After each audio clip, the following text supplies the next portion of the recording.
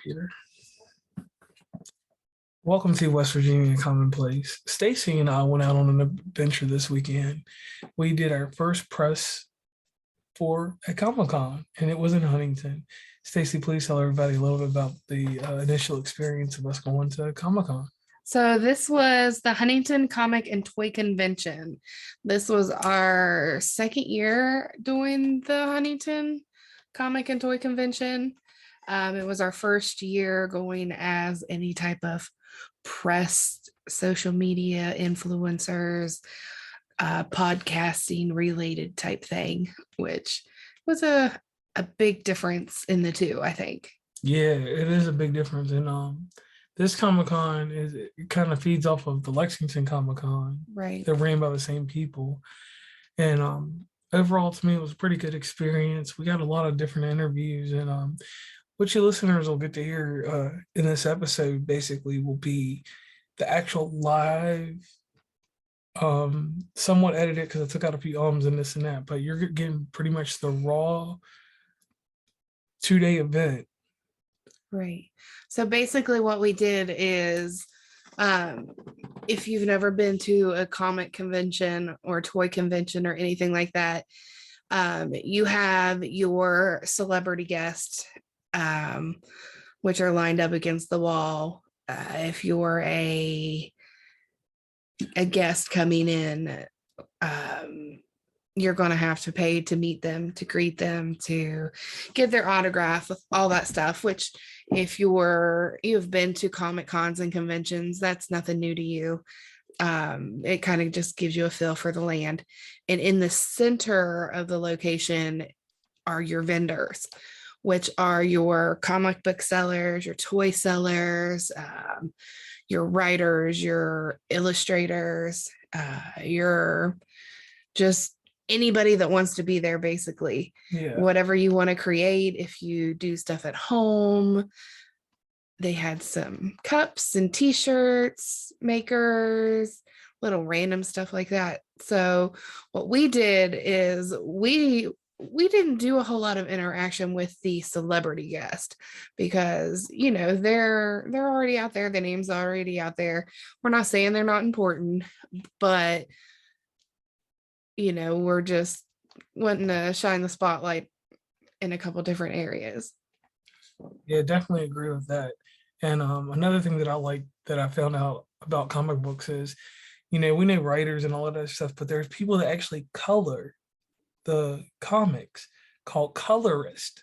And we met 3 different colorists because they would shop around everybody's comic book in different things or independent comic books, and this colorist had done major work for like Teenage Mutant Ninja Turtles. We've seen different stuff like that, and I never knew what a colorist was until this Comic-Con. Right. And so kind of piggybacking off of that, it's nice to see how you don't necessarily see how everything works, but you get a big piece of it when you go to these type of things, because you see the person that, oh, hey, I'm going to write the words. And then he'll speak out and, oh yeah, this person here, which is right around the corner, he drew this up for me. And then this person here, they're our publisher, and we have a whole group of people, and they were very happy to speak highly on everybody that participated in creating the comic book. Yeah, I like that kind of network. It's a shame that network is not in other places, because right. That would make content creation amazing if we had that many people to collaborate in that kind of form. So to wrap this up real quick, because this is just a little short intro until we get into the episode, I want to thank you guys for listening, and I hope that you all attend some type of toy convention this summer. Right. Yes. And then I guess a roundabout, because I'm a little bit everywhere. So we just stepped up to them, spoke to them a little bit.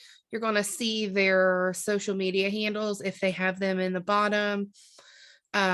If we happen to miss anybody along the way, please feel free to either give us a call and leave us a voicemail on the phone number is 304-462-9721. That is our official West Virginia Uncommonplace telephone number. Once again, that is 462-9721. And then you can also email us, send us a message on Instagram, Facebook, wherever, if we missed you, if you're out there listening and we spoke with you, and if we had any type of spelling errors, anything like that, just please reach out to us so that way we can get it corrected. You'll also notice a little increase in different type of advertisement on our Instagram. We're going to try to feature some of these vendors at least every day. If they have a social media out there somewhere, we're going to take some screenshots, and so that way you guys can look at and pull directly into their area to follow up on their work. All right. And once again, this is JR and Stacy. And we are West Virginia Uncommonplace, and we hope you enjoy. This is JR reporting live from Huntington Comic-Con. We are here in the midst of a bunch of vendors, comic book collectors, toys, and then celebrities that are here. Kevin Conroy is here already. Quite a few other individuals that will be here. Kevin Conroy is the voice of Batman. We're about to go in and actually start meeting with the vendors here, pass out a few cards, check and see different things about them.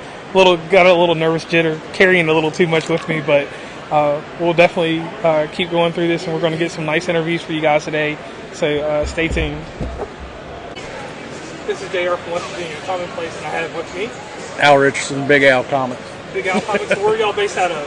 Berea, Kentucky. Oh wow. Yeah. So what are y'all doing here today? Hopefully selling a bunch of stuff. And what's your favorite thing that you have in your collection here? Favorite book or your favorite book item?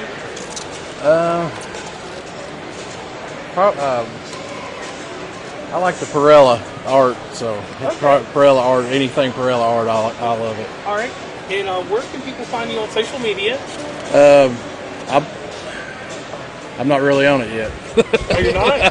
Okay. Well, how can people contact you and find out how to get? My Facebook page is on Albert Richardson III, so you can get on there and find me somehow. All right. On Facebook. That's about.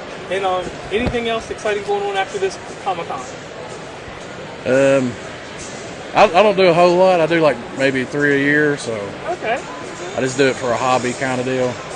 So you have a whole store and everything set up? I don't have a store. I just do this and then sell. Okay. I sell a little bit, here and there, and do small shows and travel. Do it for travel and fun. And you have your merchandise or these items up on your Facebook page, you said? No, you can get a hold of me on my Facebook. Okay, so basically, if anybody's looking for anything comic book related, some pops, got some nice late art back there, they can just reach out to you and see what you have. Yep. All right. And once again, thank you for your time. We appreciate you coming out to the Comic-Con and showing all the great stuff here at the convention. Hi, it's me again, JR from West Virginia Commonplace. I have with me today from Long Shot Comics and More, Travis Foley. And what are you doing here today, and what are you offering to the audience? I'm selling lots of dollar comics. I got a lot of keys, and I'm selling some toys too. Okay, and whereabouts are you from? I'm from Roanoke, Virginia. Roanoke? Oh my God, I'm from Lynchburg, Virginia. That's Okay. crazy. Okay. I grew up in Lynchburg, so right, I went to LU. So All right, LU. yeah. Okay, good. Yeah. I actually live on Kelly Mountain. So, what is your most prized possession that you have up here today? Well, gosh, that would have to be the first appearance of Black Cat. Whoa, and Spider-Man. Yes, Oh my Spider-Man. Lord. So, how long have you been collecting comics? Since I was 11. All right, and what is your favorite thing about coming to the Comic-Cons? Just talking with the people, basically seeing some kids' eyes, just light up when they get that favorite character that they've been looking for, So Okay, and what does the future hold for you outside of this Comic-Con? Where will you be popping up next, and how can people get in touch with you on social media? Well, I am on Instagram and on Facebook. You just look up Long Shot Comics and More, and you should see my smiling face. Okay. And you said something about keys. Like, what do you mean by that as a person that doesn't know Okay. a whole lot? So keys are usually those higher priced, Oh, okay. usually Okay. comics, first appearances. Oh, okay. Okay. Special things that happen in a story arc that everybody's looking for. I started late in life learning all this stuff. Okay, like Amazing Spider-Man 194 is the first appearance of the Black Cat. Okay. 121 of Amazing is the death of Gwen Stacy. Things like that. So our keys. Yeah. All right. All right. Well, thank you very much for Alongside Comics and More out in Roanoke, Virginia. Now that's Southwest or? Southwest and Central, yeah. Okay, so definitely know where you are. And thank you once again for talking to us on West Virginia Comic. Howdy, we have Spectrum Crafts with us. Could you tell us your name, ma'am? And what I'm you're doing? Connie Bruce, and I make fabric and quilted items in the novelty fabrics. Okay, and you have a little bit of everything. It looks Yes, anything you can make out of fabric, I can Okay, do. and where can people meet you on social media? I'm on Facebook and Instagram. Okay, Spectrum Crafts. Yeah, Spectrum Crafters. We'll make sure we spell that out right. Yeah. when we type it up. Yeah. So, what is your favorite thing to create? I like to do the quilts. The quilts? Yeah. And how long do they take? Oh, well, this one took probably about 40, 50 hours. My lord, it's a beauty. Thank you. Super. Now, do you hand do it or do you have a machine? Well, I both. I have a sewing machine, Okay. but I don't have like a quilting machine. I Okay. just do it on a regular sewing machine. Wow, so that is more crafty. Yes. So anything special that you want to let the audience know about? Because this show will be coming up Thursday, so that they can get in touch with you on any type of certain design that you're going to have that are going to be upcoming? Or... Not really. I'm just always working on new stuff and trying to come up with new items to sell, and I do have a shop in Lexington at the Julietta Market. Okay.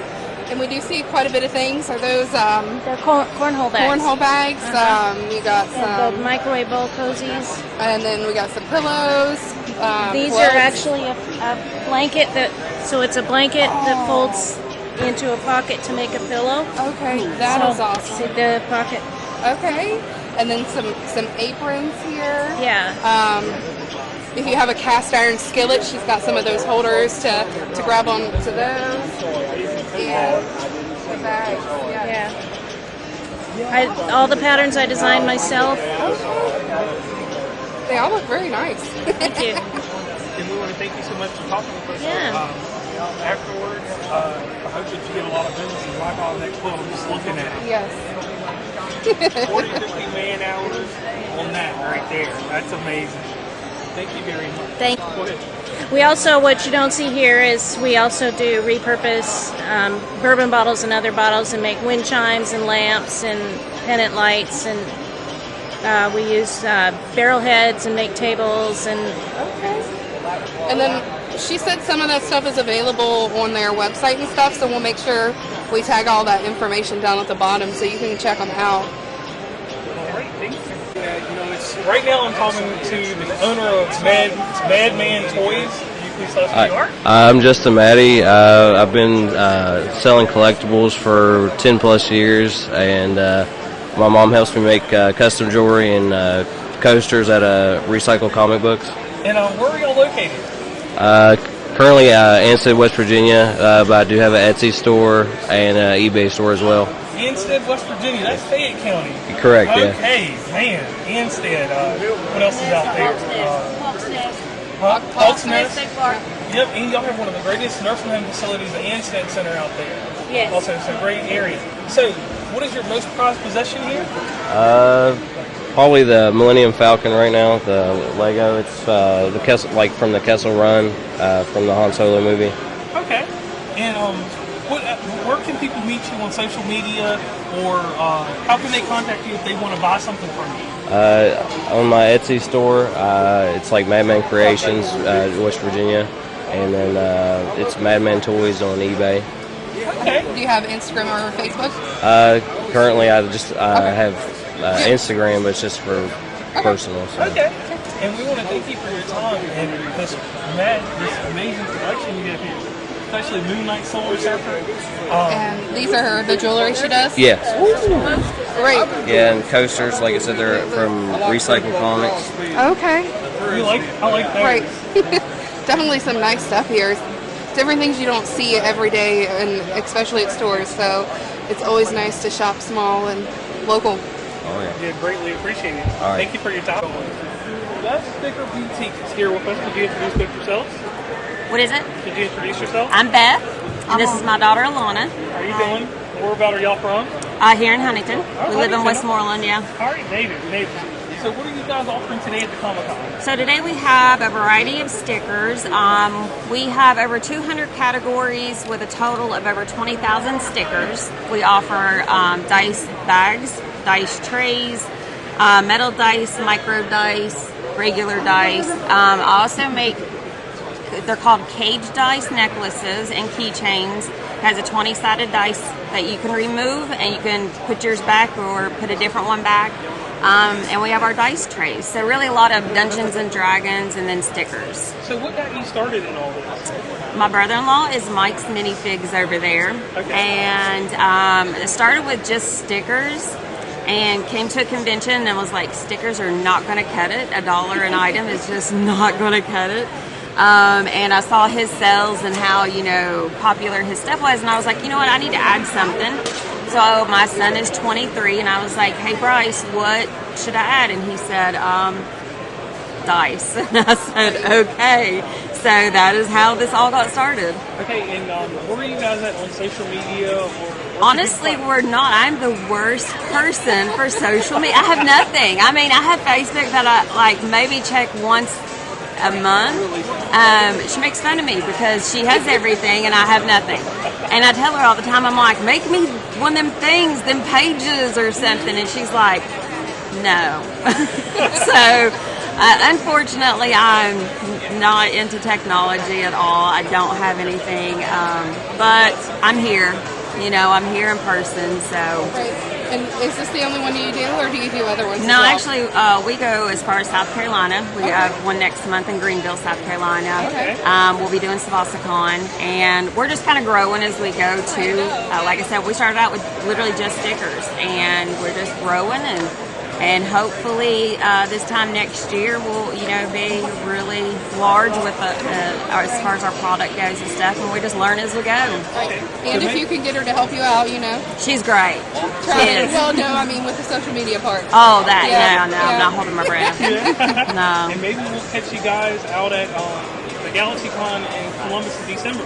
Hey, you know what? After this one, I was had been looking up one. So GalaxyCon, I'm going to put that on my list, definitely. December So. 2nd through the 4th or something? Yeah, I think I had seen, because I knew that there were some that I'd seen going all the way up into December, and I was like, I definitely want to do some in December for Christmas. Then the GalaxyCon is at the end of July There's another in one. Raleigh. Right, the one in Raleigh. Yeah. Yeah, we travel. We don't mind to travel at all, so. It's not a big distance either. Nah, it's not terrible. All right, well, thank you once again. Thank you, guys. Hi guys, we are here with Art by Holly. Can you explain to us a little bit like what you got going on here? Yes, I can. I am what's called an upcycling artist, so I take things like existing pictures and prints that I find that maybe need some love, like either they've hung on grandma's wall since 1945 and they need something added to it, and usually I just paint whatever's missing. It could be a Mothman, it could be Mario, it could be Luigi. I've done a Space Ghost, yeah. All the Disney princesses. I have a zombie popping out of a grave back here with this really cute little girl raking. You can't see the zombie foot, but it's hanging out over there. You guys can't see it at all, but I'm sorry. But this is what I do in my spare time, and I absolutely love it. I have a Facebook and Instagram, Upcycled Art by Holly. You can find me right there. Okay. Thank you. Could you introduce yourself? Well, my get-up is Ben John, Mandalorian. I started a cosplay hobby. I like putting smiles on people's faces. And of course, being a Star Wars character, it does that quite often with many folk. So you like the Mandalorian, you like Boba Fett, you like everything that goes along with that. What are your future plans after this Comic-Con? Well, I am starting to work on a Boba Fett cosplay from the new series. That's going to fit my dad bod more perfectly. It's a little tight in this suit. I intend to try and get into 501st Legion and the Mandalorian Mercenaries. I want to go to Children's Hospital. I'm already a nurse. I like helping people. Now I just want to find a way to help children brighten their day. Great. Okay. So, to anybody that's coming to this convention this weekend, what will be your message for them when they come and meet you? This is the way. Okay. Thank you very much. Birdsong. Yeah, How are you doing today? I'm doing pretty good, having fun. Can you tell us what you're doing here today and all the amazing artwork you have? Well, I'm here at the West Virginia Comic Con to peddle some artwork. All right, whereabouts are you from? I'm from Lexington, Kentucky. Lexington, Kentucky. Yeah, okay. Yeah. And what kind of artwork do you have here so the audience will know about it? I have a conglomeration of digital artwork and watercolor. I also have a company I illustrate for based out of Houston, Texas called 50/50 Comics. And I brought a few titles today such as Trapper, The Natura, Hurricane Ida, and our newest edition just released 2 weeks ago, Lycos the Metal Wolf. Okay. And what inspires you to do all this? I just like to create. That's the first and foremost, aspect of making art is you want to create something. I don't know. I just like different comics, movies. I like the atmosphere that conventions bring. People cosplaying. Overall, it's just a really fun weekend. I love coming to these things. Okay. Yeah. So we appreciate all of that. Oh. And then, did you say you do the art to this? Or? So yeah, I was the colorist, inker, and illustrator for this issue. Okay. And then all these other issues are different artists and writers. Okay. Okay. And that's 50/50 Comics. 50/50 Comics, yes. All right, and where can people meet you on social media? Oh, you can follow 50/50 Comics on Instagram under 50/50 Comics at 50/50 Comics. Okay. Do you have a personal one or anything for your other artwork? Yes, if you follow at Lower Birth Okay. on Instagram. Also, Pierce Birdsong, theart.com is my personal website. Okay. So. All right, well, thank you. We have Edward A. Holzpaul II, author of Horror. Can you tell us a little bit about what you have here and you're providing? I have been writing since 1999. I have around 15 books available on Amazon, Books A Million, Barnes & Noble. I brought 4 of my books, 2 of which are a graphic novel because it's Comic Con. This is my greatest hits of short stories. Okay. And then this is my very first book, Tiburon. And what I did is I revised it, made it second edition.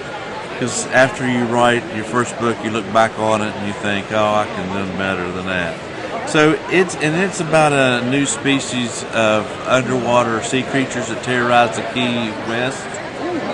So, and I've got all my books on sale. I mean, usually like this is $16.99. I got $10 on each one. So I mostly write horror, but I do have poetry also and graphic novels, short stories. Okay, what can people find you on social media? Well, I had a website and I took it down, so you probably have to find me on my Amazon site. So if you go to Amazon, and then where my name's highlighted on one of my books, you can click on that and it'll tell you reviews and a little bit about what book's about, each book's about, and whatnot. So that's the only thing I have that's social media right now. Okay. And are you still working on stuff? Yes, right now I've been working primarily, and I just finished this in December, the Tiburon, but I'm mostly working on ghostwriting, so I really can't talk about what I write about. But I mean, I write stuff like somebody will bring me a book and want me to make it better. I hope it's better when I'm done. And sometimes it might be just like work related, that kind of thing, resumes, letters, what have you. So I've been kind of doing that, and I've got ideas for some stories, do another book on some short stories, horror that is. So that's what I got in store right now that I can think of. Okay. So how do you enjoy the ghostwriting? Like, is that a nice experience? I tell you what, it's nice, but it's the tough part is knowing that when you see it in print and they're at a bookstore and you see that your heart's in that. You put yourself into that, and you don't get any credit for it. Right. Yeah. That's the only bad part about it. But I mean, it's money. It's a job. Right. So that's We appreciate your time today. Play before you get to talk. All right. Could you introduce yourself to us, sir? I'm Neil Mockerman, comics writer, letterer, out of Dayton, Ohio. Dayton, Ohio. Okay. Yep. Flyers. Yep, absolutely. Do you do the art too? Or just I do not. Okay. So I have a few different artists I've been working with, but they're out of North Carolina, Connecticut, one's in Argentina, so we're all over the place. So yeah. All right, so could you tell us a little bit about Cog and Flame? Yeah. So Cog and Flame is your more sword, sorcery, fantasy type comic. It's about an old gnome named Cornelius that's trying to help stop magic from being ended by a technology cult. So that science versus magic clash there. And I also have Doom Speaker here, which is about a young boy who can touch someone, tell how they're going to die, and he's getting mixed up with like an old-timey traveling carnival. And and we can go down the list of everything you have. yeah, so all of this stuff over here is just through Scout Comics. Doom Speaker will eventually be out through Scout Comics here. So they started a program with their creators where we can booth other creators' stuff. So kind of helping them out, helping ourselves out, having stuff. But like Walter Osley that did these three was the artist for the first issue of Doom Speaker, and Nick Torres did a cover for Cog and Flame. So a lot of them we've worked with, or tangential stuff. These are my ones that I've worked in. Yep. So all the ones. So where can people meet you on social media? Facebook, just Neil Mockerman, and that's Moherman, that weird hard H that sounds like a K. And then Neil Mockerman Comics on there. Twitter and Instagram, it's the Turkey Monkey. The Turkey Monkey. So, yeah, but all the stuff's on there. Probably post more comic stuff on the Facebook page and more random personal stuff on Twitter. So, okay. So before I let you go, the Turkey Monkey, I need to know the story behind it. So, ages ago, I was just being dumb, and someone called me. They were trying to give me a random insult and called me a turkey monkey. Whatever that meant, whatever. But if you do look up turkey monkeys on like the internet, apparently that's some weird amalgamation of the two. That's like supposed to be the effects of combining animals, in labs and stuff. So there are things that if you go to the Turkey Monkey without it's some app designer. So I get a lot of his stuff and he gets mine. So that's an amazing story. Yeah. So anything else that's going on in the near future that people should be aware of? I've got a few things in the works. I'm trying to work on a kid's comic, try and branch out into that, and then at the same time branch out more of the like horror and mythos, Cthulhu type stuff. Is that so? Kind of going both directions out of fantasy, a little harder and a little softer. So okay, thank you very much. Yeah, no problem. Hi. Howdy.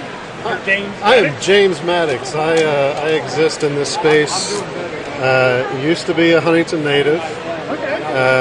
Currently am living in Louisville, but we used to run Tricon here, and then we handed it over to Jared, who is doing the Comic-Con. But we always like to come back, help support, and also show off all the cool stuff that we've got on the tell us table. about what you have here. So I'm a writer of comics and other things. Currently, I'm doing a series with the Wave Blue World called Dead Legends. We just came out with our second volume. It's essentially like straight up kung fu action, no mystical nonsense. It's just like blood sports type fighting, But it's very much like an ensemble cast. It's got a lot of heart and emotion. The challenge was write a fight book that has like a really good story, right? And so far, I think we've done really well. Metaphorical Her was published by Webtoon.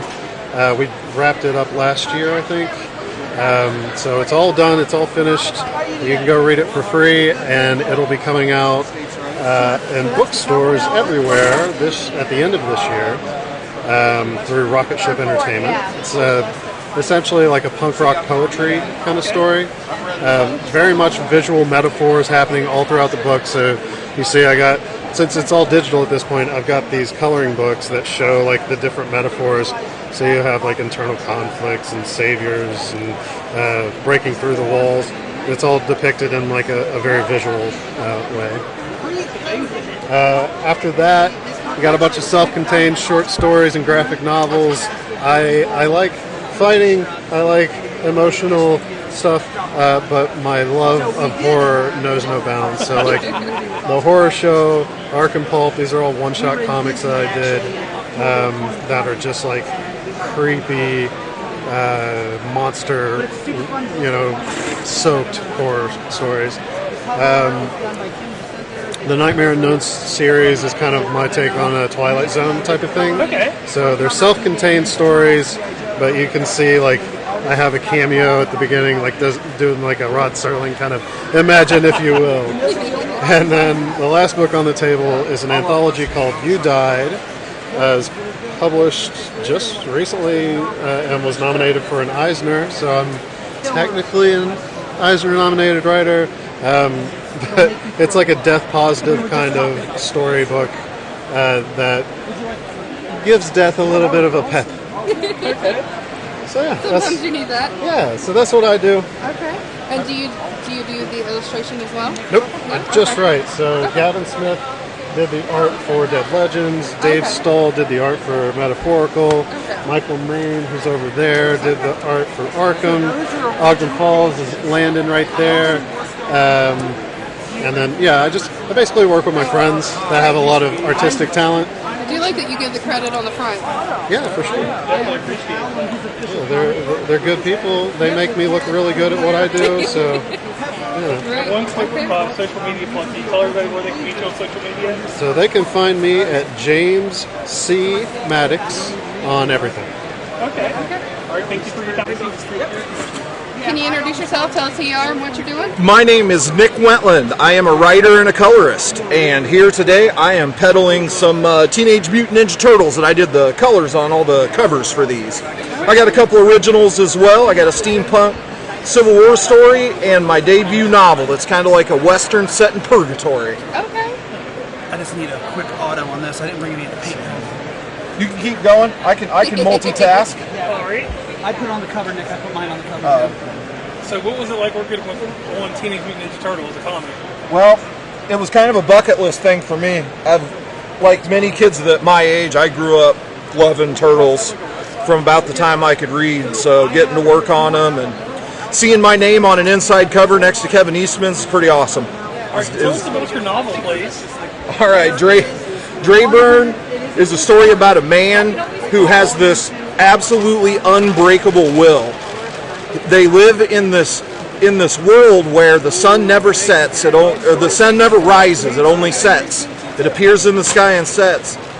He's convinced that if he can get to the other side of the sunset, he can find paradise and escape this world of suffering and undeath that he lives in.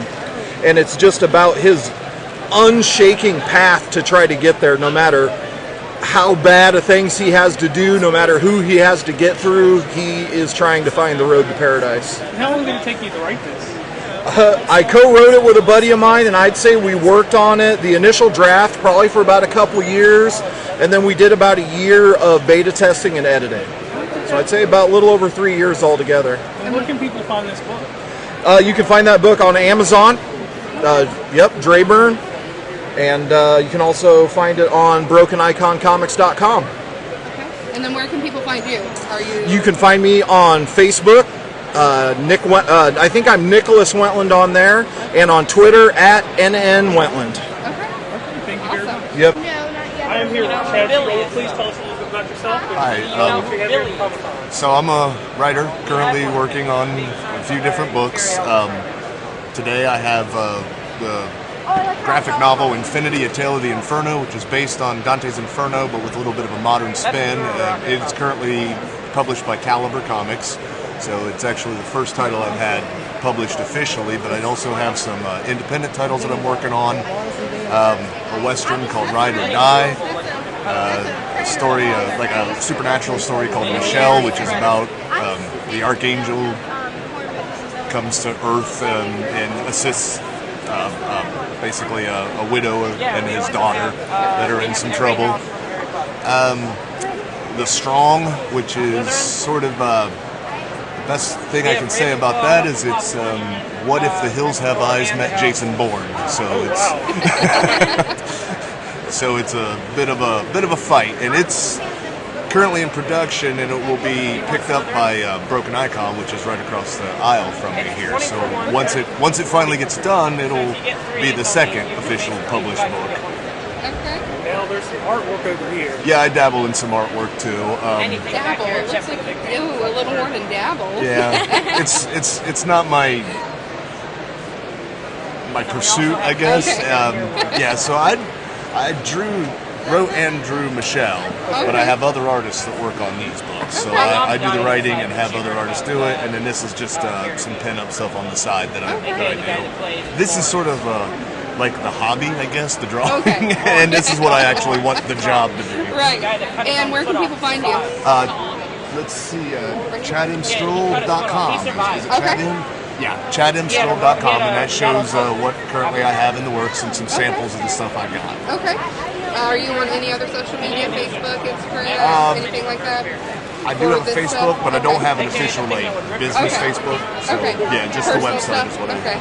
All right. And do you have anybody that's out here helping support you? This is my daughter, Ariana, and she mostly helps. So let me ask you this, and I haven't asked anyone this question. What is it like coming to the Comic-Con in different states and different places? What does it feel like when you're here and someone buys something from you? Oh, it's great. Yeah, it's. I mean, that's really the reason why anybody even does this stuff is you put yourself out there and you just. I mean, it feels dangerous, but it's exciting at the same time. Hoping that somebody likes the stuff, And I've been doing this for a good number of years now, and I mean, it's all kinds of different shows. I've been to New York Comic Con. I've been to Chicago. I've been, these mid-shows.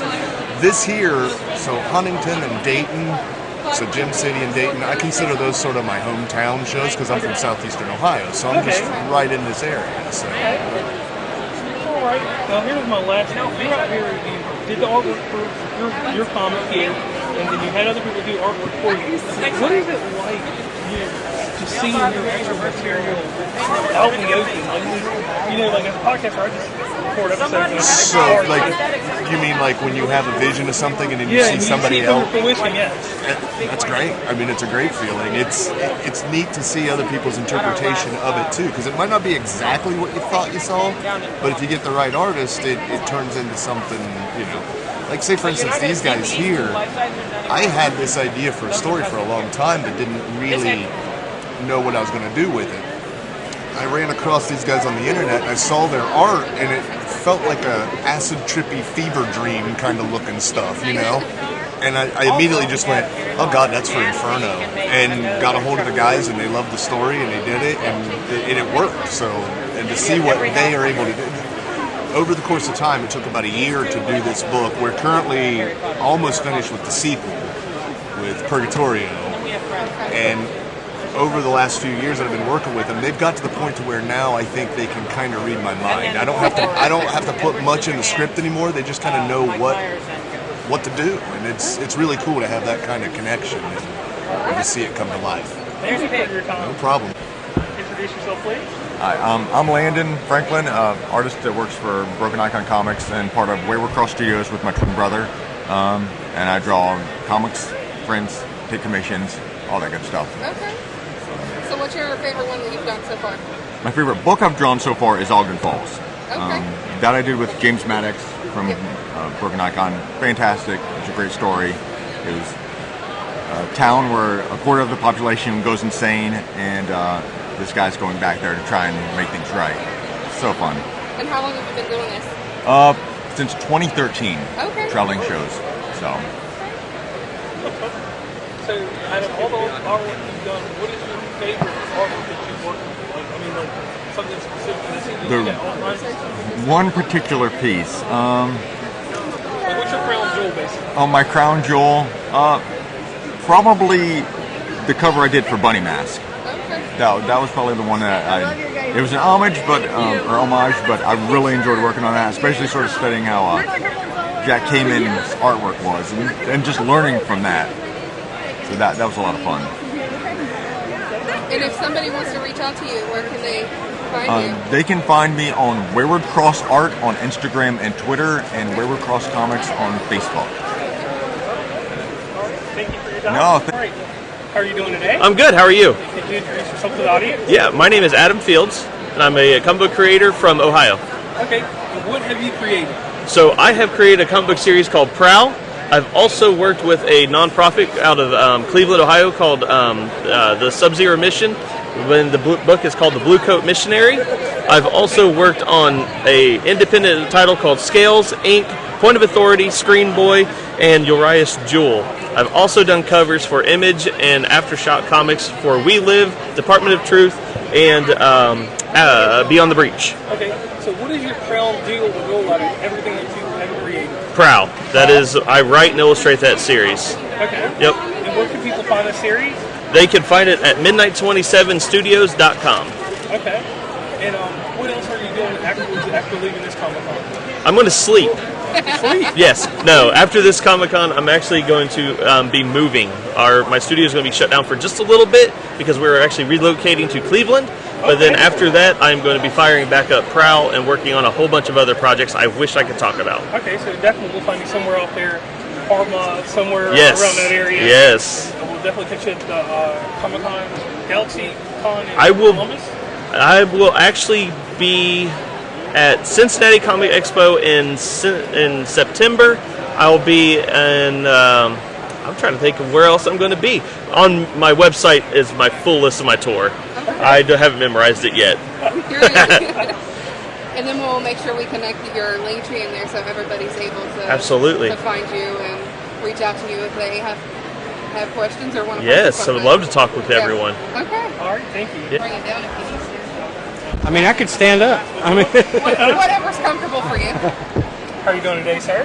awesome. How are you guys? Doing pretty good. Would you introduce yourself and tell us what you're doing here at Comic-Con? My name's Chad. I'm the artist for Vulgar Dragon's Den.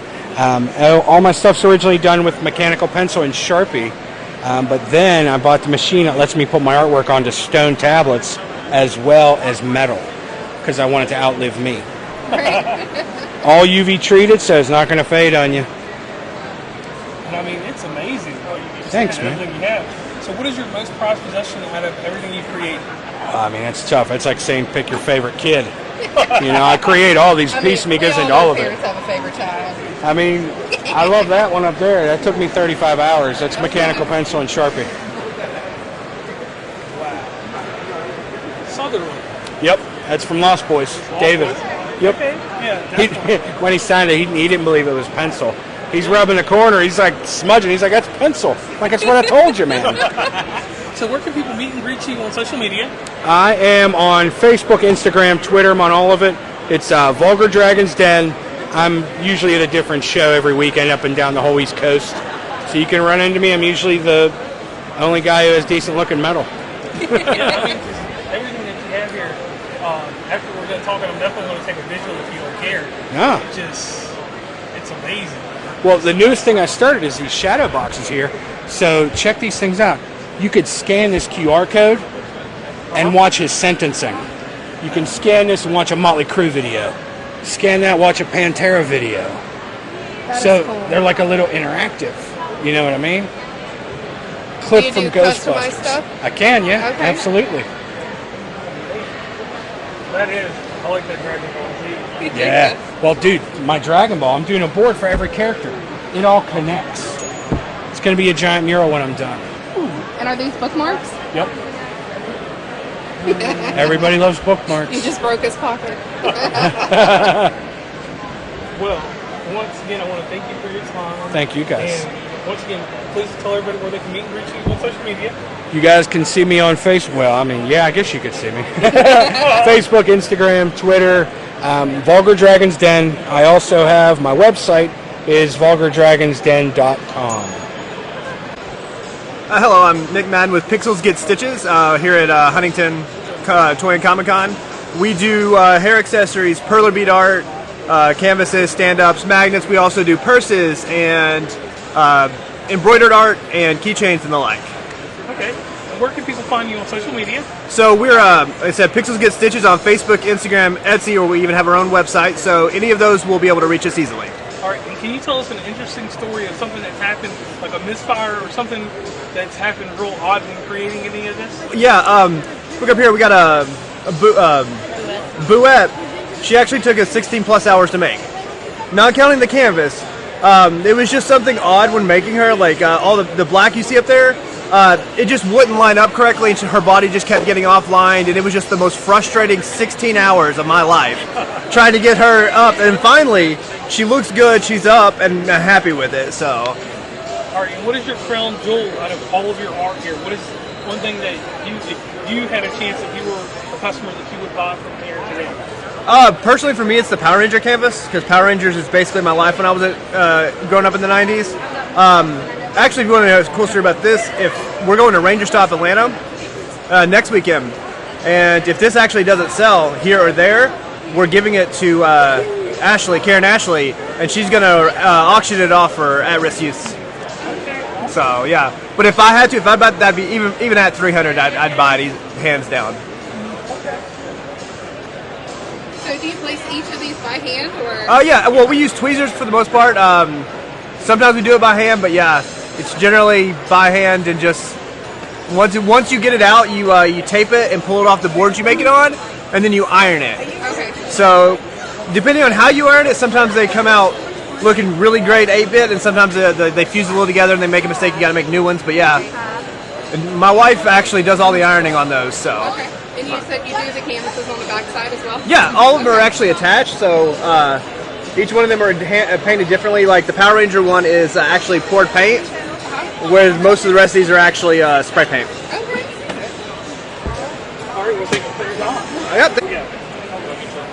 Hey, I'm Ray Kaufman here at the Huntington Comic and Toy Con. We're having a good time. We're out here. I'm just throwing some artwork, promoting my book Aurora and the animated series for Aurora that we've got working right now. And also be sure to come out and catch me on Twitter at Kaufman20XX, on YouTube at Ray Kaufman, and raykaufman.com. All right, so let's dig into what you got going on over here, your personal stuff right here. Yeah. Please tell us a little bit about what you got going on. So Aurora is a fantasy adventure story I started writing a long time ago. I was really inspired by like a lot of shonen manga when I was younger, and so it basically revolves around the disappearance of this land called Aurora, which was like a lot of elf-like beings, a lot of ascended type beings that lived there. It disappeared one night, and nobody knows what happened to it. So Anea, one of the two main characters of the story, she's the last known Aurora. She's found in this place called the Darklands, just living low, laying low. Kind of a worthless vagabond named Renzi is commissioned to take her to this one kingdom to keep her safe, basically. So he's not really anything special, but she is very special. But when the two of them start to travel together, all the wicked stuff responsible for everything that happened to Aurora starts to awaken and starts to move again. So that's where the story kicks off. All right, where can people get these graphic novels? AuroraOfficial.com, ARAURA. You can also go to raykaufman.com and hit me up there if you want a signed copy. And you said something about an animated? Yeah, we're working on the pilot for the animated series right now. We're really excited. We've got some cool names attached to it. Steve Bloom's in it. We've got Johnny Bosch is playing Renzi, our main character. We've got Michelle Ruff in it, who plays Rukia in Bleach. And she's also our voice director, so we're really excited about that. And just for me, the cool part's been hearing the score come together. I'm a big music nerd, so hearing all the music come together for the characters has been really wild. So how does it feel like going from graphic novel comic book to an actual anime? Like you're actually... Oh, it's wild, man. Like as a fan of the medium myself, it's just wild. Beyond anything I could have ever expected. But it's also a lot of work. So so you get the fan out and be excited for a few minutes, and then it's like back to like days and days of work. So I see you have two. Is that all you have so far? Yep, volume 3 is coming this summer. Yep. Okay, so it's a continuation and keep on going. Yep. So you get tired of it, or? Well, there's a finite ending. There's an ending in mind, but we're a ways away from it. So. And I greatly appreciate that because that's a good fan service, you know, that you you have a dedicated time where it ends? Oh yeah, there's a definite ending. So how we get there though is kind of ambiguous right now. So the first thing that I noticed when I came up was your mystery art pack here. Yeah. So is this something you offer whenever you're doing things like this, or Yeah. do you offer it on your website? Well, I'm thinking about putting it on the website. Okay. But what it is, there's a lot of prints. I just don't like to have a huge wall of prints at shows. Right. So I cycle out some of the prints I used to have and some of the like short run prints I've done, and I just mix them up and throw them in a mystery art pack. So yeah. And that's a really good deal on those. I think. And Yeah, to have the people joys really of like it. It's like a wondering. gamble. Yeah. You know what I mean? Yeah, you never know what you're going to get. So yeah, it's But two you know that 11 by it's gonna be good. 17s and two postcards for the price of one 11 by 17. Okay. So yeah. And then, do you have future Comic Cons in mind? Oh yeah, I'll be in Cincinnati in September, Okay. and I've got a few small one-day shows I'll be doing here and there. So, but nothing through the end of July. I'm kind of taking it easy for this part of the summer. But then starting in August, I'll be getting back, and then Cincinnati's my next big show, the Expo. So definitely check them out there. Hello, my name's Jeff Tigner. I'm here at the Comic-Con this year. I've decided to bring my collection and to sell them off this year, raise a little extra funds. As I come out today, I brought probably some of my better books. I do have a few that are actually scarce books. One in particular. This is a book that was owned by Jerry Robinson, part of his personal collection. Jerry Robinson was the co-creator with Bob Kane of Batman. Whoa. And he also created the Joker, the Penguin, Alfred. But that's probably my prize. It's a one-of-a-kind, unique book. There's only one in the world, and I got it. Oh, wow. And it's for sale here at the Comic-Con. Oh, wow. That's amazing. So outside of that, what will be the next one? What do you like inside of your Marvel collection? I'd say my favorite books are probably Spider-Man, X-Men, a little bit of Captain America. Okay. How long have you been collecting? About 35 years. Okay. Okay. And then you said you're just trying to see what you can get for them, and Yeah, see I'm if here you can let today someone- actually to sell some books and try and fix up an old house. Okay. So Let somebody else enjoy them for a little bit. that's right. Let them be someone else's prize for a while. Do you have any plans to hit up any other ones, or are you just local and decided this one? I'm from around Charleston, and I just Okay. decided to come down here because this would be a good venue. Seems to be the best Comic-Con in the state. So. All right, thank you for your time. Introduce yourself. Hey, so I'm Zach White from Huntington, West Virginia. I am the owner and creator of Heck Yeah Fest, and I'm here at Huntington Comic and Toy Convention. Okay, tell us a little bit about your artwork that you have out here. Okay, so a lot of my art comes from obviously comics and pop culture. I like a lot of horror movies. I like a lot of weird stuff. I like to base stuff off of like, you know, pin-up posters and that kind of stuff. I do zines and all kinds of different like collaborative stuff with other artists. That's amazing. It's Space Ghost. Yeah, thank you so much. Yeah, so where can people meet you on social media to buy your products? If you want to check me out, I'm on Instagram and Facebook at Heck Yeah Fest, and then my handle for any art related stuff is Brobot, and that's BR0B0T. Okay. All right. Thank you for your time. Nice. Go ahead. Okay, it's the Mystery Shack. We're based out of Charlotte, North Carolina. This is our first con in Huntington, well, in West Virginia ever. So we mainly specialize in merchandise for cartoons that usually get By the Wayside, Gravity Falls, Steven Universe, The Owl House, all those kinds of shows. So, I mean, got all kinds. We make our own props and everything too. And also sell whatever we can that's official. Like we have a giant Bill Cipher plush that talks with over 30 lines recorded by the show's creator. You know, we sell all kinds of stuff. Everything I've watched and know personally. I only sell what I know. Okay. That's about it. And one thing I seen that was amazing Yeah. was over the garden wall. Oh yeah.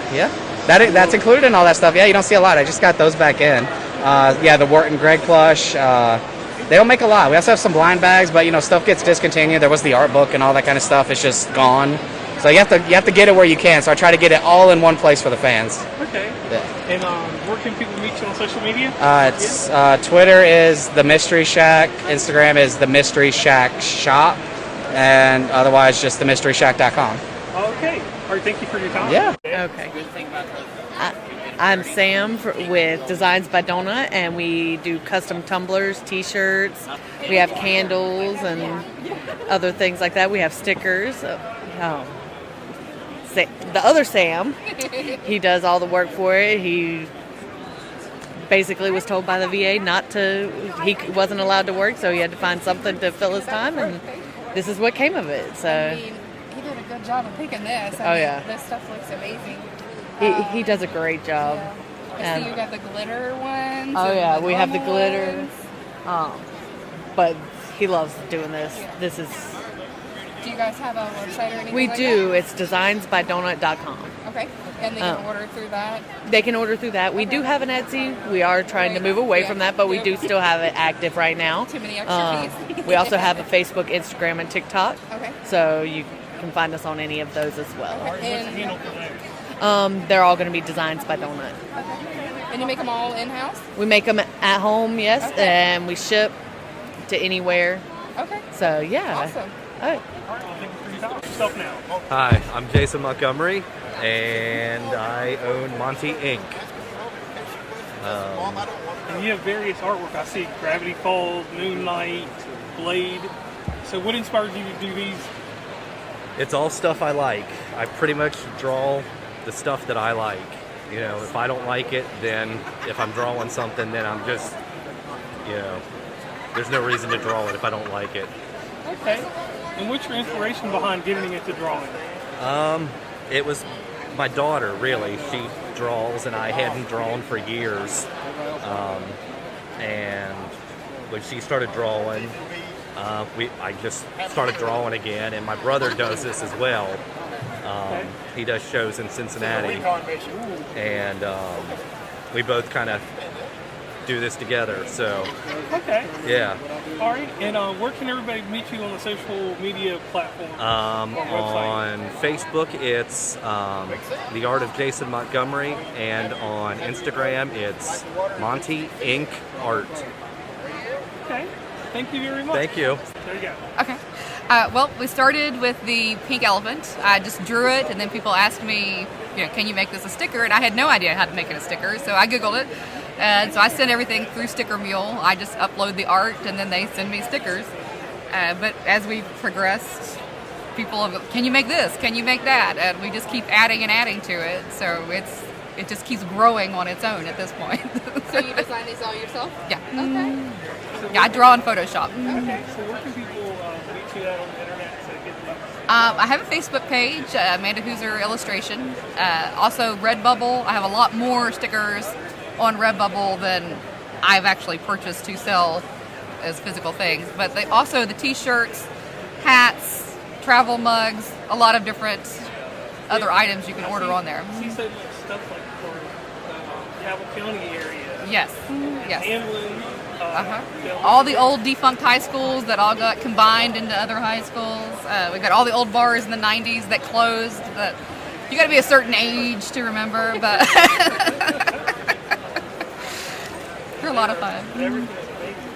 Oh, thank you. And they can order off your website and you'll ship? You can do it through the Redbubble. Yeah, through Redbubble, they'll ship it to you. All right. Well, thank you so much for your time. Here you go. Hi, my name is Sydney Worsley. I am an artist from Ashland, Kentucky. I do handmade. I also do digital portraits, and I take commissions. Okay. And where can people meet you on the internet? So my Facebook page is Squid Ink Scribbles. You can find me on Facebook and Etsy. Okay. And what inspired you to start doing all this? Honestly, I've been doing it since I was young. It's something that I've done every single day, and I really went hard into making it a booth business when COVID hit. I had a lot of downtime, and I was like, you know what, I want to share more of my art than just on Instagram. Okay. All right, and thank you so much for your time. Yeah, go ahead. Go ahead and introduce yourself. Hi, I'm David. I'm with Retro Gaming Rewind. Basically, with this GameCube that you're looking at, I 3D printed the GameCube case myself because there's not a GameCube Mini that exists. So I was like, I'm going to make my own. And this has a little bit more powerful than a Raspberry Pi device. It's called a Jetson Nano, made by NVIDIA, which gives us that extra boost of performance so that I can play GameCube games at full speed. So I was just like, I got to make one of these. So, Is that the first one you made? no, this is like the third or fourth. Okay. I've done some custom ones. Once I made the one, and someone they talked about how much they loved it, then like 3 other people wanted one. So, yeah. And people can order them? Yeah. Okay. Yeah, I have an Etsy store, Okay. and right now there's a chip shortage, so it's really difficult to get the actual computer that goes in it. But when I get a chance, I'm on a waiting list, and I get 1 or 2 at a time. Then I'll build 2 and put them on the site. And then when they're gone, it takes me a little while to redo them. But hopefully, once we get back to normal manufacturing, then I can just pump these out whenever someone says they want one. How many games do you fit into one of these? This is a 400 gig micro SD card. So what it is there's 92 games of the GameCube, which because they're 1.5 gigs a piece, so they take up space really fast. But there's 300, and every US game ever created was on the N64s on here, so there's 300 some. And then I also put a couple Wii's. That the thing is, this doesn't have the Wii motion, so I put a couple that just take a Pro controller and they'll play. And so there's like 8 games on here, And then, So let me ask you this. So Yeah. The GameCube version, you have Metal Gear Solid on there. I might, and I'm not sure. But the thing is, if you order one and you tell me whatever games you want there, I can customize that for you, no problem. And what's your website again? It's Retro Gaming Rewind. I have. If you have a phone, I have this NFC. Scan that, and it'll give you my Instagram, Facebook, and my Etsy, and my YouTube channel. This right here, this is amazing. Yeah, and my YouTube channel will give you a ton of real information. It shows you all my builds. It shows you like what I've progressed on, like how I figure out things and stuff like that. So, Oh my yeah. God, it's holding you guys. Nope, just hold it.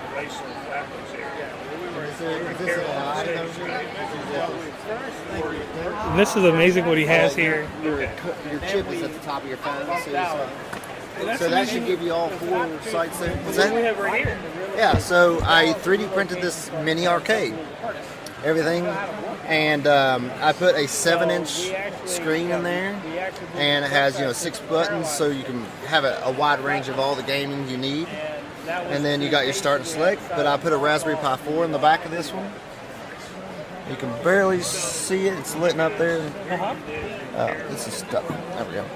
But there's a Raspberry Pi in the back, and when it's dark, this lights up. You can barely see those lights up a little bit, but I actually made it like a real arcade machine, so it's bright in here. And when it's dark, you can see this really good. It was super fun to build. My Lord, we keep moving down. Yeah. That's Dreamcast. So not only did I make a Dreamcast Mini and try to make it look as close as possible to the real thing, I went to Xbox One's custom controller and ordered a custom controller that looks the orange and the white. This is a logo I ordered, and then it says Dreamcast is inscribed on there. Oh Lord. So, I try to marry the console that I got from standard purple with the controller to make it have it makes sense, And I had some others, but I've sold like 6 units today. Okay, yes. So I had a Neo Geo. Yeah, and it looks so cool.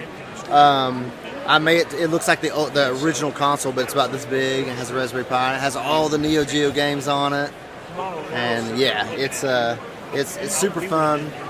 I only made one originally, and it sold immediately when I put it on the internet. Hey man. And then I brought my second one here, and someone bought it right away. So I was like, it's been a fun day. It's been a really fun day. What's the biggest thing you 3D printed? The biggest thing I have 3D printed has to be this guy over here. Yeah. You doing all right? I'm doing all right. Hanging around. The little podcast thing. I noticed that. So this guy here, that thing took 500 millimeters in both directions to be able to print the bottom of that. How many hours did it take you? This took 3 days to print the bottom.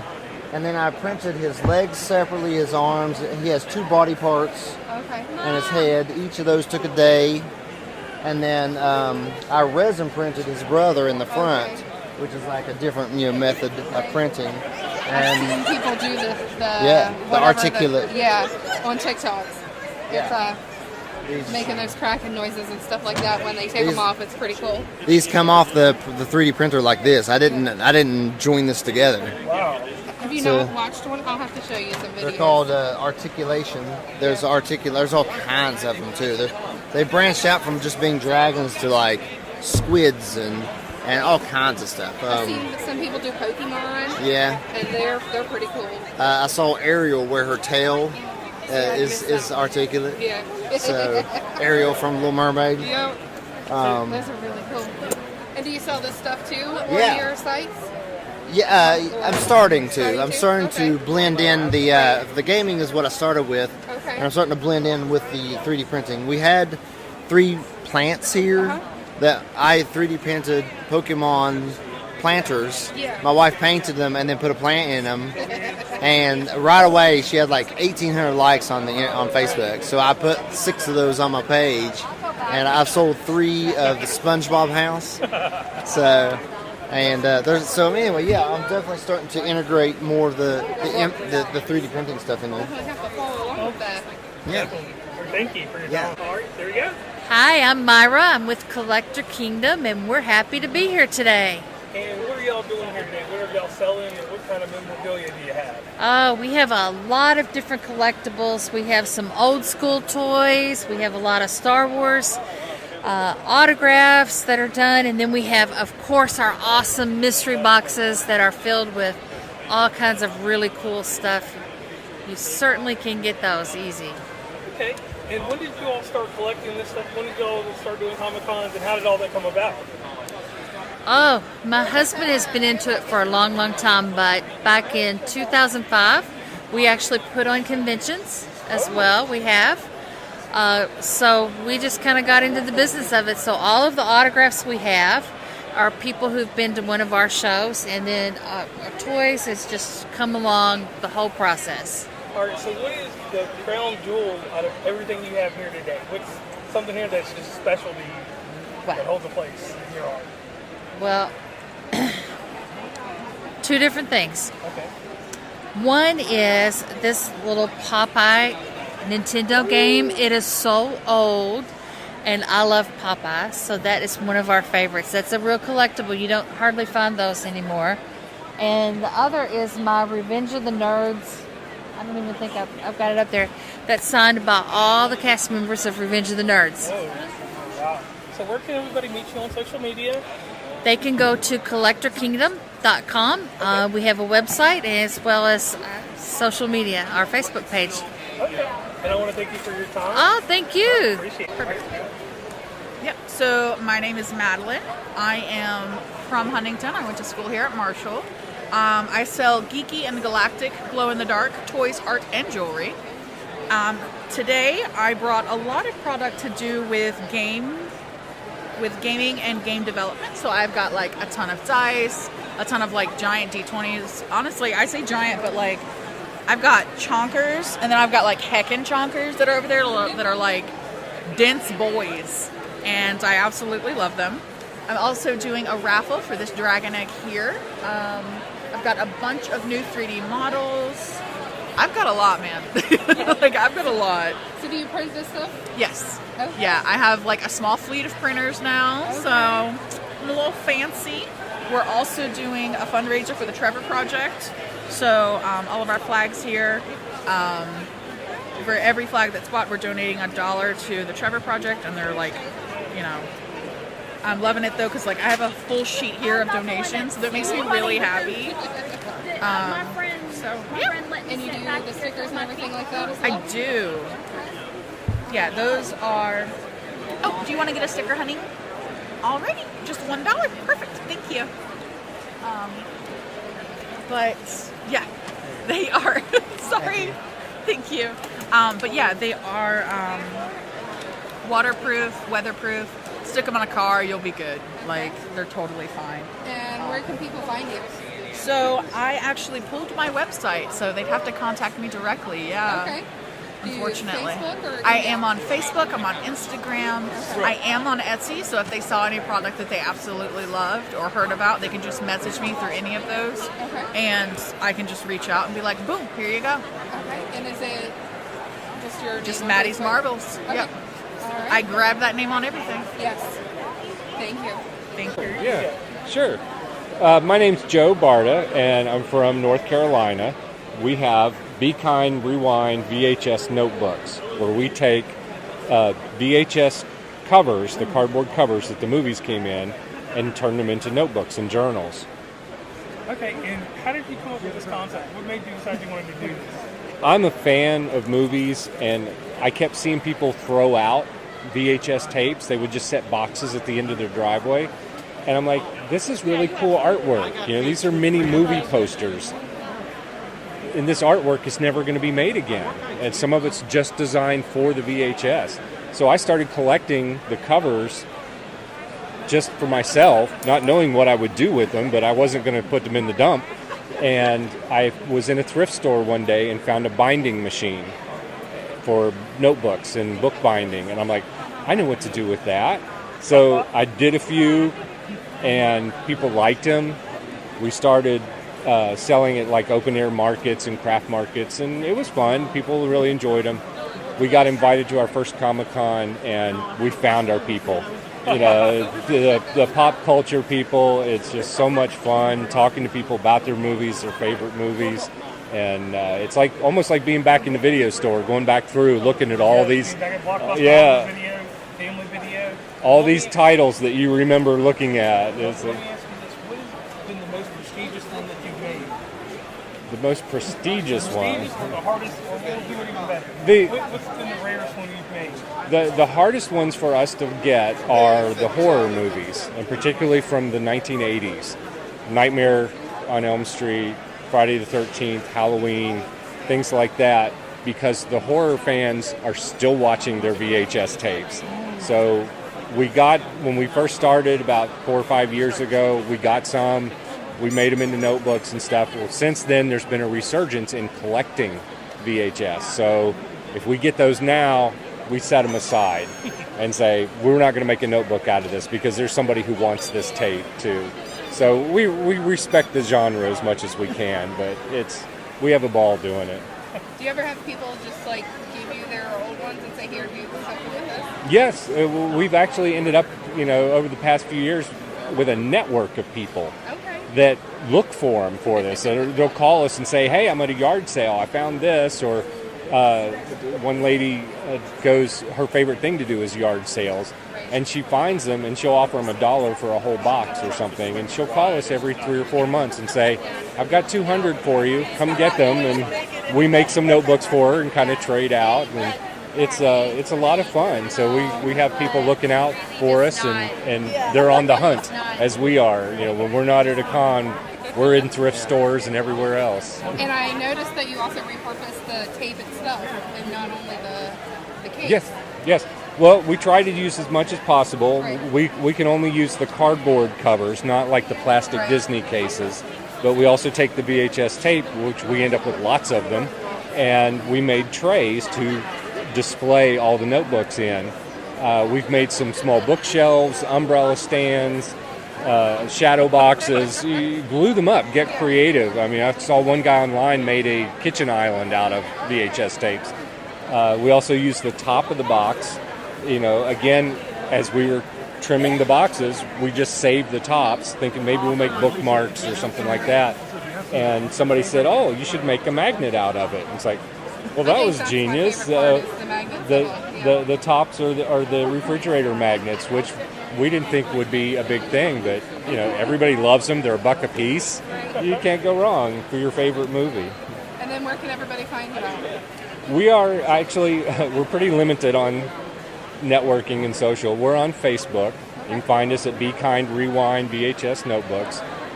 We don't sell online. We enjoy meeting everybody at the cons and just interacting with folks. That's like face-to-face sales, and we just have, like I said, it's a great time talking to people about their favorite movies, seeing if we have one of their that they're looking for. My mom loved this movie. Do you have that one and stuff? So it's just the whole experience. I mean, you can't just do that online. And I want to thank you so much for your time. And anybody that's coming out to the Comic-Cons, where will you be next? We will be in Greenville, North Carolina, the first weekend of August. East Carolina? The Greenville Comic-Con there, and then in September we'll be in Fredericksburg, Virginia, at a place called Thrift World, where they have all kinds of retro stuff, and it's not just comics, it's albums, it's lava lamps, it's all kinds of fun things. So we appreciate you guys coming out and featuring the con. That's a lot of fun. Hi, my name's Mike, and this is my wife Danielle, and we own Mike's Minifigs and More, and we've been coming to all of the local conventions here, based out of Huntington. We try to go about a 3-hour radius: Columbus, Cincinnati, Athens, Pikeville, things like that, and do all of the local conventions. We sell customized minifigures in a display case that's sharp enough to go on an office desk, but it's still Lego, so it's still fun. It still shows your flair. A lot of people collect them, and we do everything from TV shows, movies, gaming, anime, cartoons, humongous Star Wars and superhero collection. Pretty much you name it, and we've made a minifigure of it. We've even got football players, we've got presidents, we've got horror movies, just a little bit of everything. And where can people find you at? Other than We have social media pages for Facebook, Instagram, and TikTok. Instagram is probably the one we're most active on. So it's just at Mike's Minifigs. And then we have our website is mikesminifigs.com. Okay, and what's the next convention you guys are heading at? Our next convention, we're actually traveling to South Carolina. We've got one in Greenville coming up next month. That's the furthest, that we've ever And then the next local one will be back at Pikeville in August. Okay, Mike, we're down there for a second. All right, thank you so much for your time. Okay. It's not about me. It's about the film. Right. So I originally am from Canova. My name's Amy McAllister Ethel. I can never drop the McAllister because when you have the same name for 28 years, it's just impossible to let it go. So I grew up here. I went to Marshall to journalism school, and with an emphasis in public relations, and just worked in lots of different jobs.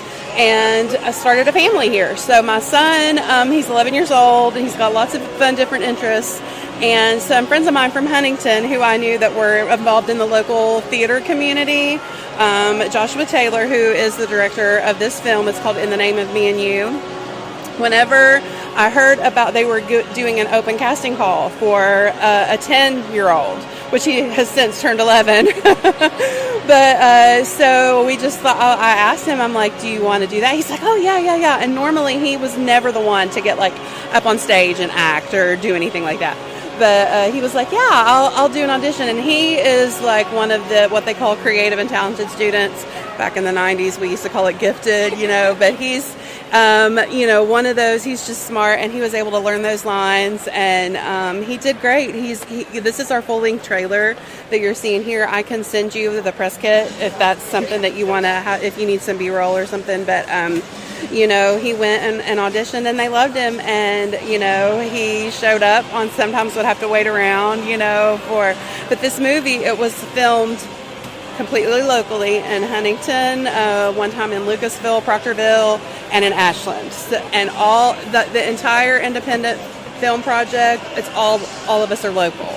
So the original story was written by Amy Ruddle, who is from here, and the screenplay and the writing and production was done by Joshua Taylor and Barry Michael Daly. I always have to remember to say his full name. And then Joshua was the director. And he has experience. He was living in his car for a little while out in Los Angeles, trying to make it then. He met his wife, and they have a little baby now and another one on the way. So, life is busy. All of us work regular 9-to-5 jobs. but we're really passionate about the project, and that's why we're here. That's why we're at Comic-Con. So if you have any questions, I'll be happy to answer them. All right, so here we go. What's the initial release of this film? Okay, so we are in post-production right now, so the filming has wrapped. This is when we are looking, we still have an opening for an executive producer, which is we are really needing, because whenever it goes to, a lot of people think, the hardest part of the movie is getting the scenes blocked out and shooting. Well, now for the leadership team and us, this is when the real work starts, promoting the movie, getting it, the trailer in front of the right people. And so it is being edited right now. We're hoping the editing will be finished by September or so. And as far as when and where, we've still got to secure some funding. So we are looking into some, options locally. West Virginia is a great place. We're all so proud to be from here. Even though it's so funny, I moved 10 minutes across the bridge from Canova through Calixburg into Ashland. It's the weirdest thing for me to have a Kentucky driver's license. It's just not normal, right? So, but I grew up here. I'm a Canova girl. Went to Marshall. My kids, we've always just tried to stay involved in our local community, and we are just so blessed to be a part of this project. And I would love to set up a time for you guys, since it's a podcast, to talk to Joshua. It's kind of like when I am trying to free up everything that I can. Do you need me to keep going? I'm trying to do everything I can to free him up to edit through September until it's finished. So it's like, he's the director. Oh, that's great. Awesome. You're from Vienna, huh? Worth County, yeah. Okay, so I have an uncle they wear. And it's so funny, you have to distinguish between Parkersburg and Parkersburg South. That is a big, right? So, and tell me your name. Stacy. That is so nice to meet you. I'm really thankful. This is Aidan. Yeah. You want to answer? It's a podcast. Come and answer some questions. And I'll give you. Did I already give you the? This is the teaser, and this is not my email address. I gave you. So how did you like it? Did you have fun with it and everything? Yeah. Would you do it again? Yeah. Do you have any plans in the future as of right now? No. Okay, I want to ask you some more open-ended questions because you could do yes and no all day. And this is just the journalism major in me. Yes. What was your favorite part of filming the movie? Getting to go there and be with them. And be with the cast and crew? Yeah. Whenever it came to deciding, was it just that you just wanted to be in any movie, or what was it about this team and this movie that interested you? That I wanted to try being in a movie, and I thought this movie was a good start. Yeah, so the story, and that's what a lot of the cast and crew were moved by, the story. It is a feature, which is a drama, and it tells the story of, you can see kind of the subtitle is Opioids, the Belief That Destroyed Us All. And so those of us, and Aidan and I mean, he's 11 years old going on 50. So we have these discussions, it's very obvious that opioids, especially in West Virginia, it has been a struggle for a lot of people in this area. If you don't struggle with it personally, you know someone who has. Right. So the movie and the story it's such an important one to tell because it doesn't necessarily just focus on the addict themselves, but the family and the loved ones and the friends that surround them. And so that is why it's a story of overcoming. And it's just, we will do everything that we can to get this story told because it's everyone's story. I mean, if you've seen any of the documentary-style docudramas about what's happened here, this is not another movie that paints West Virginia. We're all just so proud to be from here. And we really want this to tell this story because there's more to the addiction and opioid epidemic than kind of what meets the eye. Right, and it's not just a state, like you just said. Right. It's not a state issue, it's a nationwide issue. Right, it is. Everybody's running into. It is, yes. And so that's why, we wanted to get, all of us are big, I'm definitely always been, I hate to say the word nerd, but there's really no other way to say it. Aidan, even from the time he was a baby, we've watched Star Trek together and Star Wars. Is that true? Yeah. So I have them all in like little matching, Starfleet uniforms. But it's, when it comes to this topic, though I have never been addicted to drugs myself, I think everyone can relate to there are times in your life whenever you wish you could hit an easy button. Right. And times in your life where you felt down. And I had that for me whenever I was in my 20s. Like I said, I've been open and honest with Aidan about that. My grandmother, when she was standing here, my nanny, she would be like, he's sitting right there. I'm like, he knows all about everything. Right. We talk about it. So, and I apologize, my voice, I've talked all weekend. And so it's one of those things where that was my struggle. So while I don't recognize all that's involved with opioid addiction, I recognize the hopelessness of it. And I just, for me as a person who has done the 12 steps of recovery, and then now having my kid involved in the project, for me, overcoming all that I overcame, I was a non-traditional Marshall student. They should have never let me come back, but they did. I got my, journalism and public relations degree, and, have been working in the tech industry.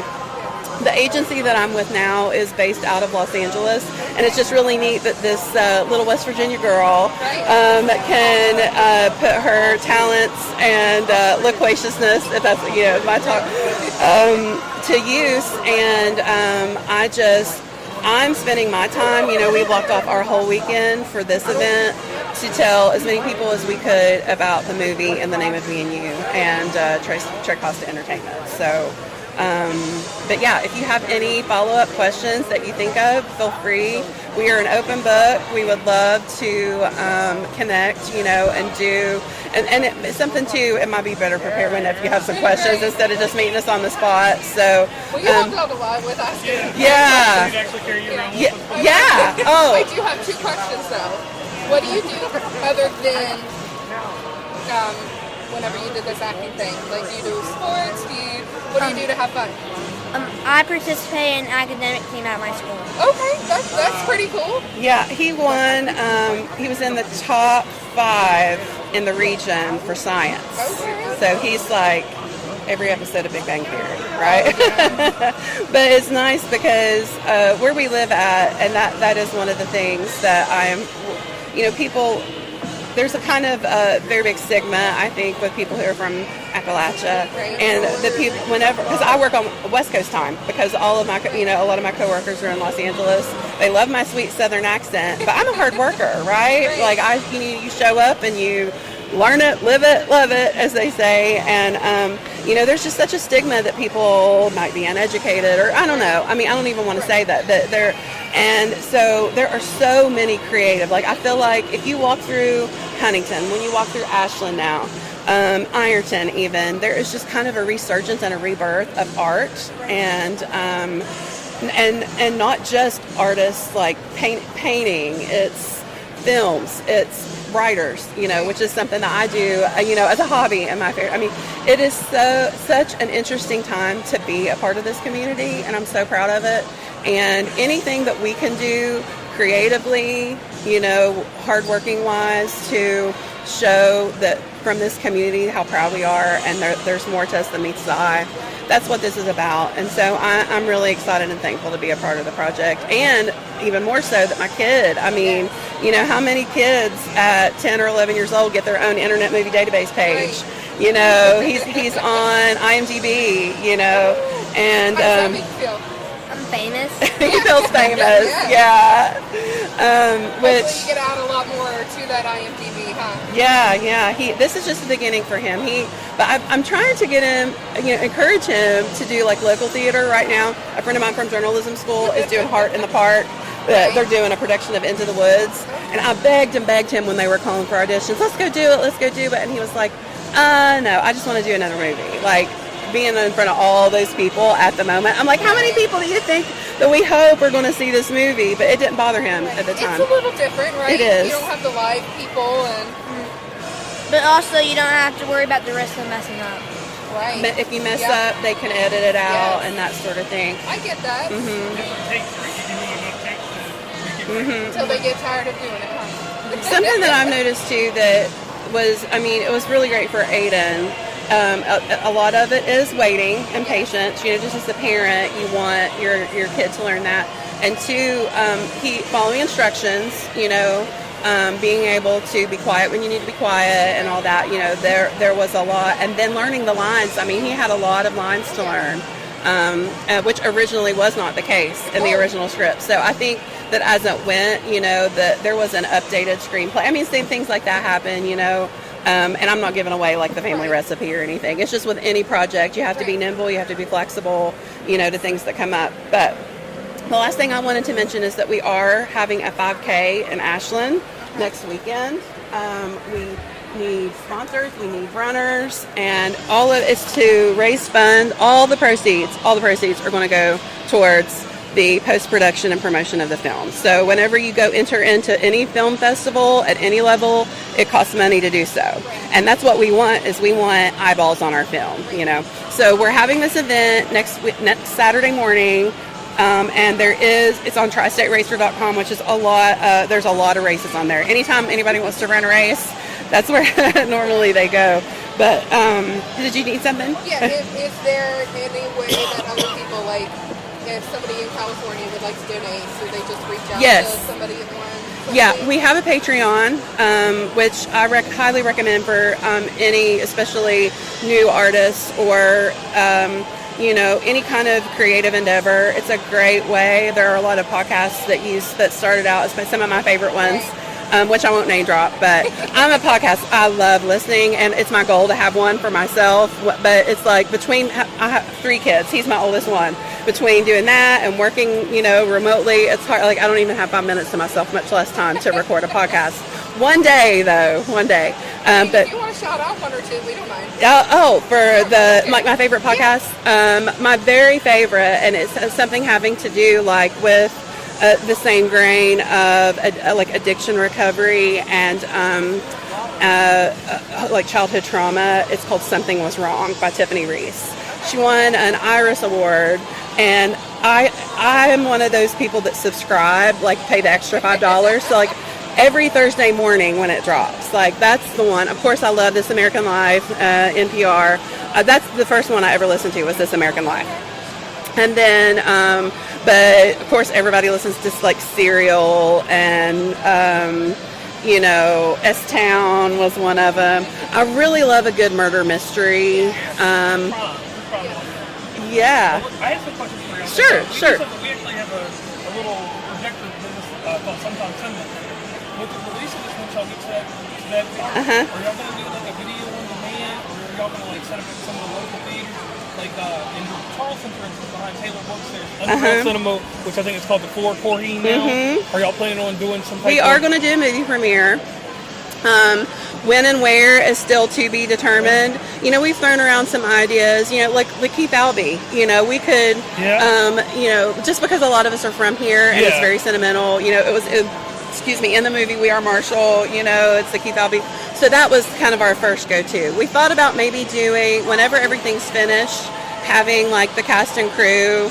We all love going to the Greenbrier. It's and it's so funny, the first few times that I went, it was for work, and I ended up with blisters on my feet the whole time. I mean, I was at a conference working, doing my PR thing. Great opportunity as an intern in my young PR days. But we would love to take a weekend and have our staff and our cast and crew go up there and show the film for us for the first time there at the Greenbrier. But there will be, a movie premiere. So stay tuned. We need an executive producer. That's what, we still don't have.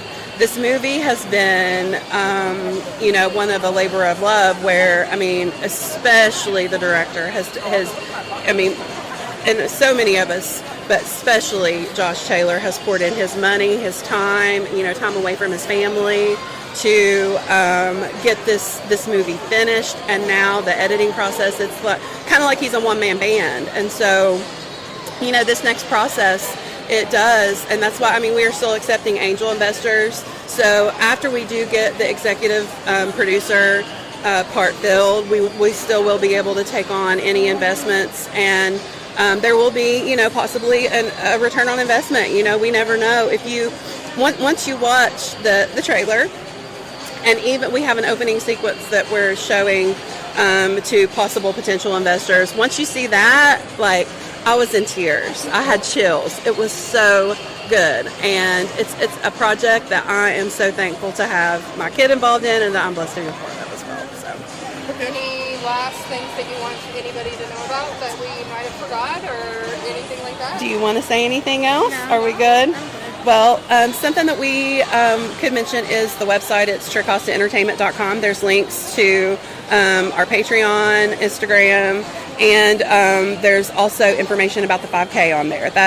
We wanted to have a local event, something, and we're calling it Let's Run for Our Lives in the name of Me and You, which is the name of the movie. Switching from wrapping up the film into post-production, we wanted to do something in the community itself. And so, we're really excited about it. So if you're a runner, sign up. If you have some extra money, you can, on our Patreon, you can donate, as low from $5 to whatever amount, and anything that goes to this, you get a receipt and it's tax deductible. It all goes to local filmmakers from West Virginia. We're all from here, and we're very proud. And it's one of those things that we just feel like it's the story. And I know I can give you our press release, but that's what we talk about a lot, even in the press release. It's the story that grabbed us and kept us. So, yeah.